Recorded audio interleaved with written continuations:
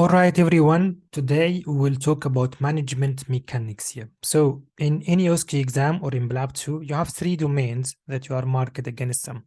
The first one is data gathering, which we covered in our counseling and general structure. Second one is management, which we covered before. And the third one is interpersonal skills, which you are tested from minute 1 to the last minute of your case. Okay, so data gathering we covered before, so I'm sure you all are aware of it now. And management will cover in details today. Yeah. So why I'm covering management today? Because this is the most common reason people fail Lab 2. People fail Lab 2 because they score very low in management, which is very fair. Why? Because people do a lot of history taking. If the case is 8 minutes, they do take data gathering for 7 minutes and they keep only 1 minute for management. So they should fail management because of that. Why? Because if you think about it theoretically, data gathering has 4 marks, management has 4 marks. So if you spend 7 minutes showing the examiner your data gathering skills and you only left with 1 minute to show him your management skills, how would you think he will give you marks for management? How dare you? That's not fair. You need to give him time so you can show your management skills. This is point number 1. So if you need to be fair, you actually need to think half and half, maybe 4 and 4, but that will be difficult in most cases. So ideally speaking, at least 5 and 3, 5 minutes for history taking and examination and 3 minutes for management. And why I say that? Because management does not only have 4 marks, it includes more than that. Why? Because most of your interpersonal skills marks lie or present in the management section. Why? Because this is when you address the patient concern. This is when you bring the patient agenda back. This is when you negotiate with the patient. This is when you convince the patient who is refusing something. So this is a big part of your consultation. So people who fail the exam, they fail because of management. Okay, so let's go through the structure quickly again. This was the general structure. We already covered it before. A quick recap about it. Data gathering, you start with presenting complaint, you explore it, you ask about trigger, you ask about any associated symptoms with that. Second step, as we do every time, close the specific questions for red flags and differentials. The third step is relevant maftosa or relevant well-being of the patient, the background history, and always make it relevant to the problem. The last 2 steps in every data gathering will be psychosocial, how this problem has been affecting the patient life, and ICE, what does he think about it? Is he concerned about anything specific? Expectations, were the patient hoping for anything specific? So you complete your data gathering by offering simple and relevant examination, and then you start your management by minute 5 ideally. Management starts with giving a diagnosis and starting your management here. In this one, we will start our session. Let's go ahead. All right, so management starts with giving a diagnosis. What we should know about the diagnosis then. The first thing that you need to commit to the most likely diagnosis here, because every case in Lab 2 will have a most likely diagnosis because it's an exam. It's not a real life. In real life, you may struggle to find a diagnosis, but in the exam, this is a simulation. They give you a typical clinical picture of one diagnosis. If it's a headache station, the patient, for example, will come one-sided headache, throbbing headache, takes him to bed, gets worse with noises and flashes of light with nausea. That is 100% of migraine, which lasts for more than 4 hours as well. Because it's an exam, it will come similar to the typical presenting complaint. So the first thing, you need to commit to one most likely diagnosis. The second thing, as we mentioned in the general structure before, use simple language and engage the patient with you. Make sure he's understanding the same way you do understand. For example, let's take some examples for diagnosis. Having listened to you, Mr. Jack, it does sound that the headache you are experiencing is what we call migraine. Do you know what is migraine? No, doctor. Mr. Jack, migraine is one-sided headache that takes you to bed. This is how to give a nice, simple diagnosis here. Okay, and then let's give another example. Mr. Jack, have you heard of the term, having listened to you or having examined you, it sounds that you have a vertigo, which we call benign positional paroxysmal vertigo. Did you hear that term before, Mr. Jack? No, doctor. Yeah. Then you can explain it to the patient. Mr. Jack, benign means simple or not serious. Positional means it does relate to change of position. Paroxysmal means, as you mentioned, Mr. Jack, it does come and goes, and the vertigo is the same as the disease pills you have been experiencing. Okay, so this is how to talk about management. The key point: make it simple, make it one likely diagnosis, engage the patient by checking his understanding. Yeah.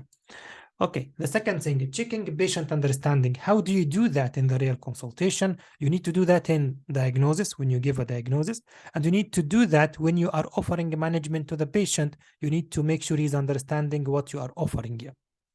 So let's give you examples. So if you tell the patient, is that clear? Okay, is that clear? No, this is not a checking understanding. You are not getting any marks for that. You need to do it in a proper way. How to do it in a proper way?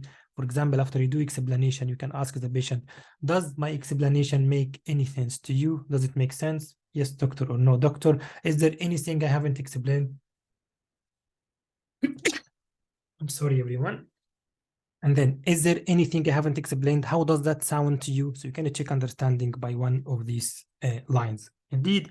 And for example, you can use something else. We have covered a lot of ground here, Mr. Jack. So is there anything you would like me to go over again? That's how to check understanding. Yeah. Let's go to the next one, which is the management plan itself. So the first part was diagnosis and how to deal with that, how to check understanding. Second part is going to the management itself. So what you should know about the management is it should be a shared plan and it should be patient-centered. And you always aim to have options. This is the ideal way if you have options. So let's start a few examples. Yeah, Mr. Jack, there are a number of options we can offer to help you. And then, for example, we can consider taking antibiotics. We can consider giving you a steroid spray. Which one would you prefer? Okay. Or Mr. Jack, there are a number of options we can offer to help you with your mental health. That can include trying talking or counseling therapies, or maybe trying some medicine to balance your happy hormone in the brain. Which one does appeal to you more? Okay. Or which one do you prefer? This is how to make it shared with the patient. Yeah. Okay, for example, or another example, we can try something to help you with the pain. You might like to see a physiotherapist, for example, for musculoskeletal pain. You can say like that. We can try something to help with your pain, something like naproxen or ibuprofen, and we may actually need to consider booking you with a physiotherapist as well. What were you hoping I might do for you, Mr. Jack? Okay, or which one of that does appeal to you? So this is how to share with the patient. Yeah. The second thing in your management, or the second step in your management, is incorporating eyes. Because in data gathering, we have explored the eyes of the patient. You need always to bring it back in the management so you achieve the most possible marks. Yeah. Okay. How to do that? Let me give you some examples here. As you can see here, for example, Mr. Jack, you mentioned you were thinking this could be coming from the heart, but having listened to you, I think that pain is mostly coming from your muscles. Okay.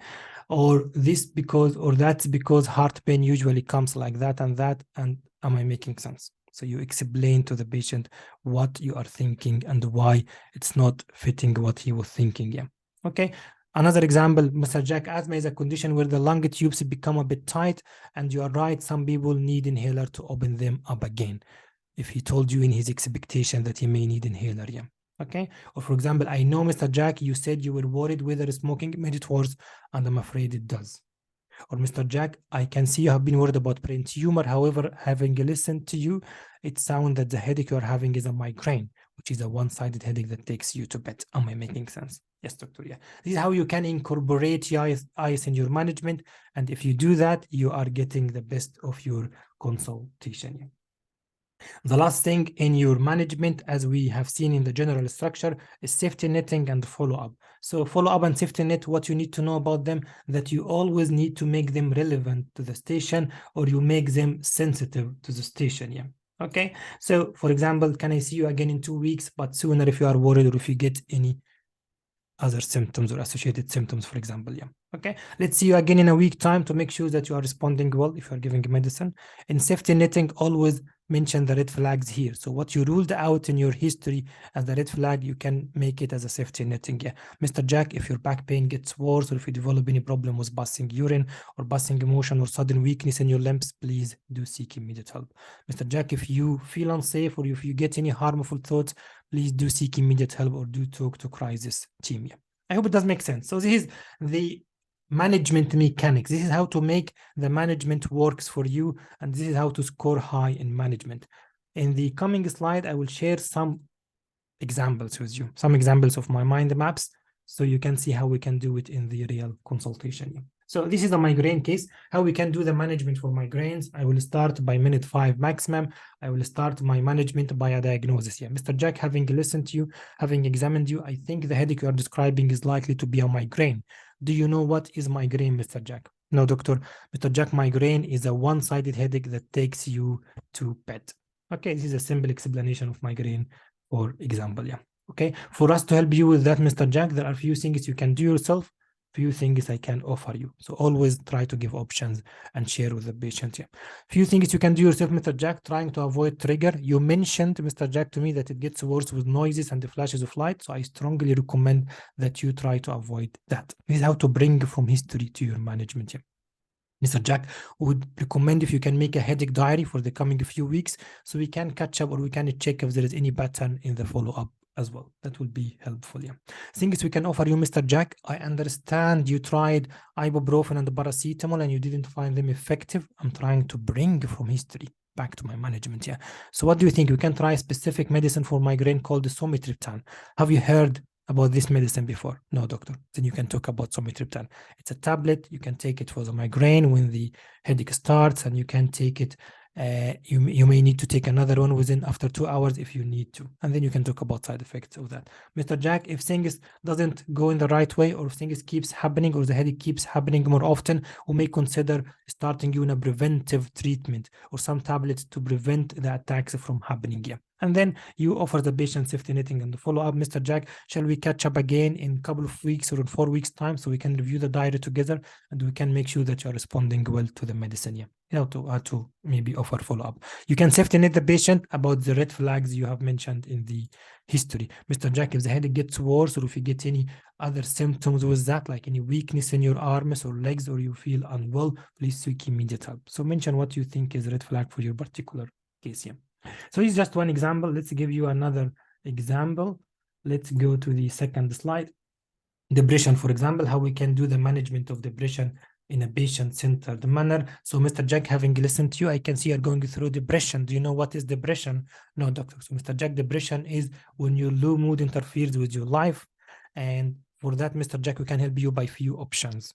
The first option, some people prefer starting or trying some counseling or talking therapy. Second option, some people prefer starting antidepressants, which aims to balance the happy hormone in the brain. And some people prefer a mix of both options. What do you think about yourself today, Mr. Jack? Doctor, I would like to try medicine. Then you can talk about the medicine, And then you finish, as we mentioned, follow-up, safety net, and the leaflet. Mr. Jack, shall we catch up again next week to make sure you are responding well to the medicine? Mr. Jack, please, if you feel unwell, unsafe, or any self-harm thoughts, please seek immediate help or talk to crisis team. Do you know what is crisis team, Mr. Jack? No? And then you can explain that to him. I'll print a leaflet for you, Mr. Jack, in case if you need any help or you have any questions, please always feel free to call back. We'll be happy to discuss again. So this is how to manipulate your management.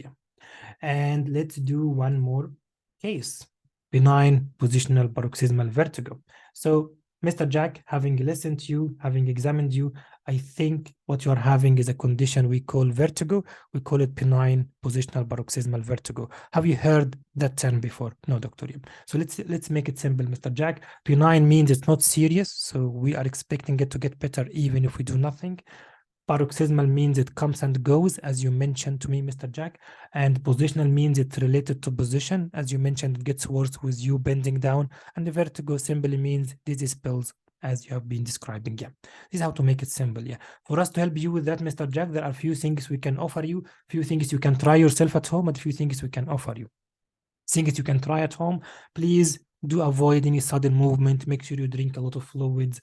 Please take any movements gradually, avoid any sudden change. And let me reassure you, Mr. Jack, as we mentioned, it's a benign vertigo, so expect it to get better even if we do nothing, and that can take a few weeks.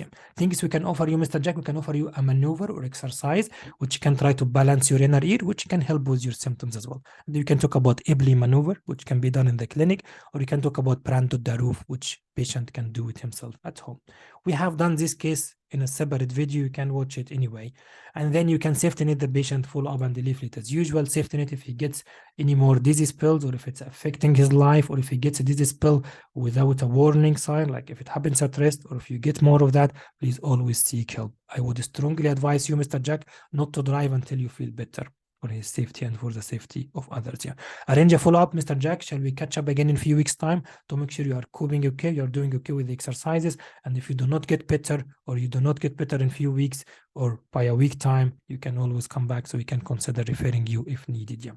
I'll print a leaflet for you about that. You can have a read about it. If you get any questions, any concerns, please do call back. We'll be happy to discuss. All right, everyone, let's do one more. For example, back pain stations or musculoskeletal pains, you can tell the patient the same, having listened to you, having examined you. I think what you're having is a musculoskeletal pain. Do you know what is musculoskeletal pain? No, you can explain it in a simple way, and then you can offer options to the patient. Yeah. For us to help you with that, there are a few things we can consider, few things you can do yourself, few things we can offer you, things you can do yourself, maybe trying some exercises, staying active, avoid any physical or any strength and physical activity. You can try some topical gel, some local massage. It will get better by its own. Talk about that, but slowly, yeah. And then we can offer you some medicine to help with that as well. We may offer you something called naproxen. Have you tried that before? No, doctor. So we'll be giving you that. It's anti-inflammatory and it's a good painkiller, but it can irritate the stomach. So we'll be giving you a stomach tablet to protect you from the side effect. Then safety net follow-up leaflet as we did before. And as we mentioned, when you safety net, you always mention what was the red flag. Yeah. The same for ankylosing spondylitis. I think you will just follow the same. And the last thing we have, as I always say, we have a mind maps package, which includes all cases in mind maps similar to the one we shared today. For every single case, more than 400, every mind map is covering a whole case in 5-10 minutes maximum, with the guidelines explained in data gathering and management, and lots of other playlists as well, as you can see here. Yeah. If you'd like to join, just contact me on that WhatsApp number, okay, or on the Telegram as well, and you can join my groups from the video description if you like to attend our regular free sessions. I wish for you the best of luck, and you deserve 4 out of 4 in management and 12 out of 12 in your case. Thank you.